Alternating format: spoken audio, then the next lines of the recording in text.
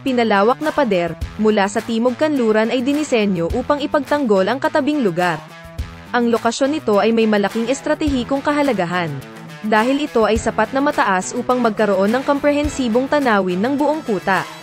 Dahil kung sakupin ito ng kalaban, maaaring malantad ang kastilyo. Sa labas ng Sonamomen Gate, isang makitid at mahabang kuta na pader ang itinayo. 2 balwarte ang idinagdag sa gitna ng dingding para sa layunin ng pag-atake sa mga kaaway na lumalapit mula sa gilid.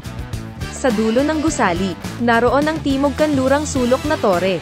Naghanda si King Jungjo para sa lahat ng posibleng sitwasyon sa Suwon Hwasong Fortress. Suwon Hwasong Fortress ay itinayo pagkatapos ng masusing paghahanda.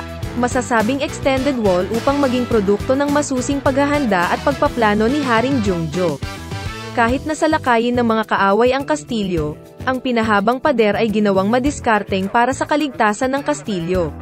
Sa ibang salita, secret entrance na tinatawag na Yongdo sa Korea pinipigilan ang pagsalakay ng mga kaaway mula sa hilagang kanlurang direksyon ng Paldolsan Mountain mula sa paglipat sa direksyon ng Hwasong Temporary Palace kung saan pansamantalang nanatili si Haring Jungjo.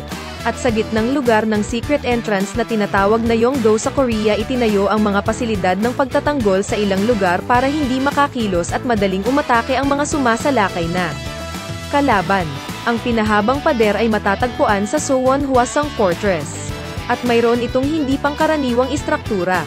Si Haring Jungjo ay labis na interesado sa Suwon Hwasong Fortress. Para sa kaligtasan ng Suwon Hwasong Fortress siya ay dapat na nagdisenyo at nagtayo ng pinahabang pader.